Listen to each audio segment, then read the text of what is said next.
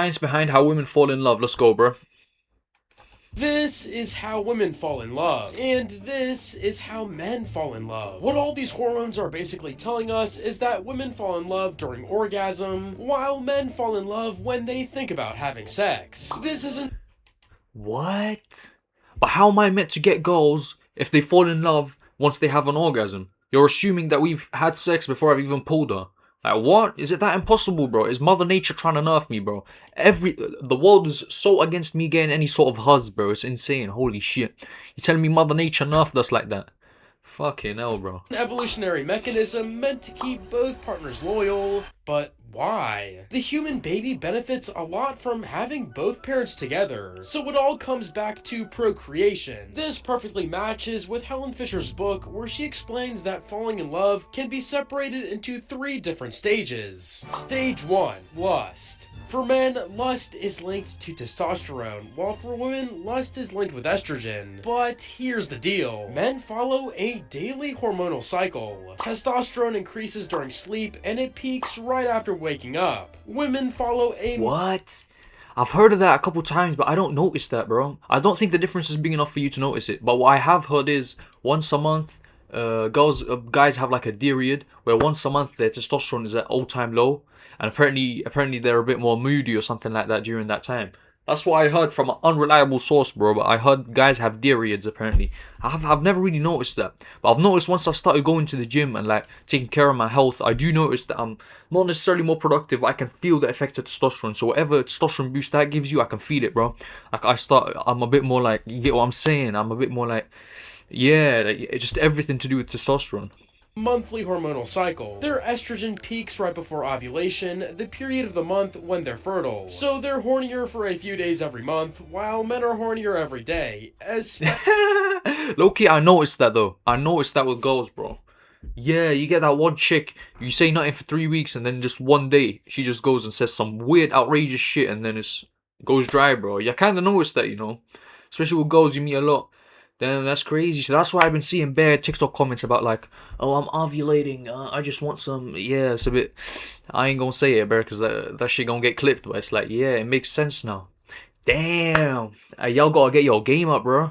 We gotta start like fucking memorizing cycles and shit. That's how you get huzz in 2025, gang. You gotta memorize her cycle, bro. Especially in the morning. But this doesn't mean that women don't experience lust in their infertile period, just not as much as men apparently. In a study made by the dating app OkCupid, it was revealed that women rate the majority of men as below average, while men rate the majority of women as average. But why? Well, in 1972, it was discovered that the sex who invests more in reproduction becomes more selective. Throughout centuries, women were exposed to higher risks like unwanted pregnancies, sickness, and abandonment. That's why they're much more selective than men. But now, how can you make a woman more lustful over you? First, work on your scent. Ooh, the WhatsApp fragrance, you already know who it is. You finna get bare huzz with this one, gang. On my life. The Arabic on the bottom, bro. Oh my days. Everything. It's bad for our reputation. I'm not gonna lie, bro. It's bad for the reputation. Holy fuck. But god damn, you already know you finna be smelling fine ash, bruv. Fine ash, G. All the huzz. You see, most of the other scents... What's that you got on? That Snapchat. I got that Facebook on, you get what I'm saying? Like hearing and seeing have to go through a region called the diencephalon before arriving at the brain. But scent? This one goes directly into the brain's emotional center. So to spark lust, apply fragrance to the pulse points. But do not exaggerate. The goal is that the scent is only noticeable within the intimate zone, aka 18 inches or less. This creates a reward loop. She has to be near you to feel the scent, which makes her want to stay closer. Yo, this shit's smart as fuck. Yo, this is hacks, bro. God damn. Yo, you know the way I'm finna be getting hella puss, bruv. Hella non-bread afterwards. Crazy. Alright, this is the strap, bro. This guy's smart as fuck. Second, work on your face. In 2013, University of New South Wales tried to discover what is the sexiest beard length. So they took some women and showed them these photos. Clean shaven, light stubble. Light stubble or two? Oh, this one, bro. But the goatee and mustache combo, bro. What I got on right now, low key, it's kind of the strap, bro. Heavy stubble, light beard, and full beard. The most attractive one? Heavy stubble. Long enough to I get signal that. I get that. masculinity, but short enough to not be associated with aggressiveness. The least attractive one? Light stubble. Third, What? work on your appearance. We all know that having a V shape, great Bro, but like, how old were the women, bro? Because there's no way a chick under fucking 30 years old thinks that's a bad like cut. Like a light stubble, a little mustache, a little goatee, a little if you got shit over here, you don't know what to do with it, or patchy shit, just shave it off, bro. Let it go. You're like that one guy with his hairline up to here, with a little bit of strands, bro. Little, that Superman hair going like this. Let it go, my G. Let it go. You're looking like that one TV show, that little kid with a round head with like 3 hairs poking out. I don't know his name, bro. Like, god damn, let it go, bro. skin and great hair makes you more attractive. I already have a video in which I talk about all of these. Link in description. But as a quick fun fact, it turns out that women perceive men in red clothing as more sexually desirable. Stage 2. Attraction. This stage is less influenced by looks and more influenced by the other person's actions. Take a look at this study from 2022. It shows what love language women desire compared to men. As you can see, men desire more touch and women desire more time. But the love language a person desires can be different to the one that they give. This graph shows that men tend to give more touch and acts of service, while women tend to give more of the other love languages, especially time spent together. This can be connected to the fact that on average, women think But about— that's what I'm saying, bro. When you get invested with a girl, it's just so long, bro. You can't do anything with your life. You can't do anything with your life. You got always texting, you're always waiting for a text, you're always this, you're always that. That's why, bro, that shit drags you down, honestly, bro. Like, you can't be on your way to the top and trying to find a woman, bro. You can't. It just doesn't go hand in hand. It's just so shit, it drags you down so much. Like, if you're single right now, you're in prime time to make money or work on yourself in general. Like, people in relationships are like, if there's someone that's in a relationship, I already know, bro, I'm moving 3 times the speed you are, G. Because you gotta worry about some huzz, you gotta worry about some bullshit, you're waiting for that text, you're not locked in at the gym, you're not locked in at work, you're not locked in at this, you're not locked in at school. You're flopping, G. I'm not gonna lie, there's a time and place for it, but like, if you were the type of person to get too attached, you gotta know, bro, like, and most people are. their partner 54% of the time, while men do it for only 44%. But spending more time with her doesn't necessarily mean that you're But that's such a little difference. 10% difference. So you're telling me, I saw in the graph, it said like a small difference between the wanting physical touch. You don't see that, bro. Nah, you do, but girls are like more selective. You know what it is, bro? Once a girl finds like a guy, she'll give him so much more attention than you realize, bro.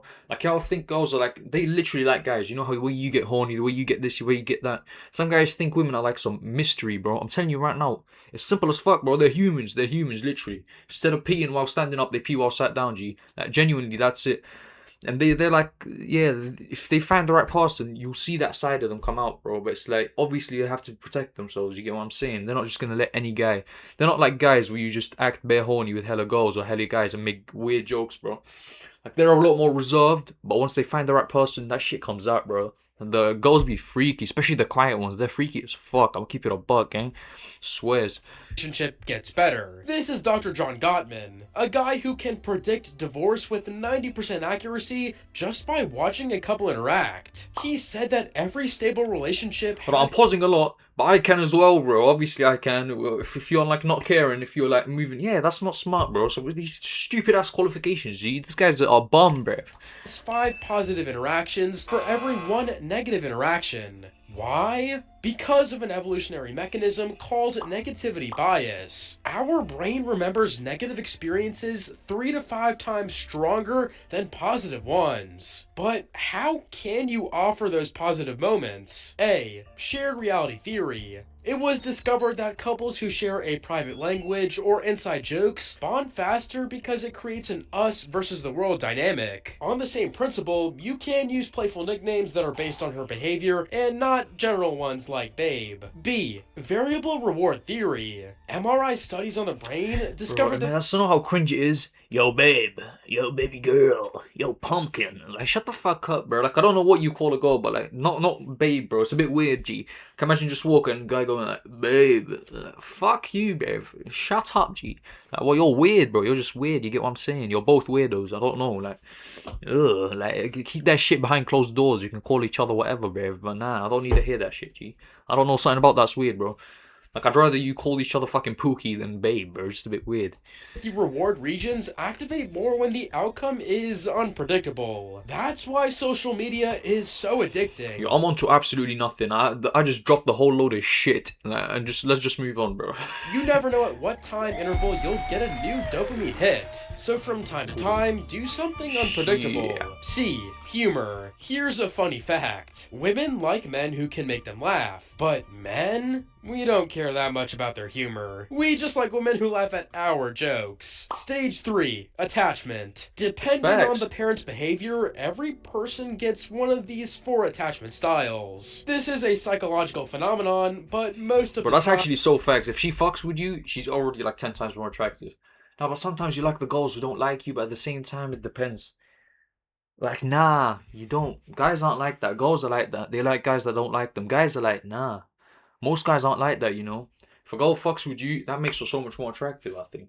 And genuinely, if she's like, I don't know. It's difficult, but I don't know what I'm saying. But like, this situation by situation thing, bro. You get what I'm saying? Biology beats psychology. Enter the pursue, withdraw cycle. If one partner withdraws or gets distant, the other one will pursue more. So feeling suffocated, the first partner will withdraw even more, and the second partner will pursue even more. With time, one partner will enter avoidant attachment while the other will enter anxious attachment. Apparently, women are biologically more prone than men to become anxious. Why? In nature, when the male provider withdraws attention, it often means he's preparing to leave. So this is an evolutionary mechanism to keep him loyal to her. It also correlates to this study from 2025, which says that women tend to fall in love harder than men do. But during her research... That's what I'm saying, bro. Like, girls be loving you. The type of love you get from a girl once you're close is crazy, bro.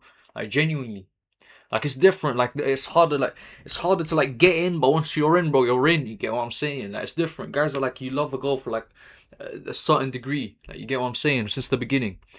Like, yeah, it's kind of nuts, bro. It's kind of nuts. Helen Fisher, the woman from the beginning of the video, started to notice a strange pattern. Most divorces happen after 4 years of marriage. Why is this so important? 4 years is roughly how long it takes for a child to become more independent. So they don't need both parents anymore. The women can take care of the child alone. So you see, I was lying. This is actually the 4th stage of falling in love. Disunity. What are we saying? But as the last hundreds of years have taught us, evolution can be hijacked with the right science. If you want to know the 3 specific elements that make or break a relationship, I know just the video for you. Anyways, bro, that was your video. That was genuinely educational. Let me give y'all a piece of advice before I go, bro. Genuinely, focus on yourself right now. Attract, don't pursue. You get what I'm saying? You need to be the type of guy to attract the huzz. Don't pursue the huzz, bro. Like, work on yourself right now. You have nothing on your mind. You have no trick. You have no goal right now. You have no this. You have no that. You have so much free time. You have so much. You're moving 10 times faster than the guys in relationships. And if you are in a relationship, they're good for you, man. Life's meant to be enjoyed, not to just like fucking work your ass off. So I mean, both are good situations. But anyway, boys, man, subscribe. I'm trying to get monetized. I'm gonna link his channel in the description. W fucking video, bro. See ya, boys.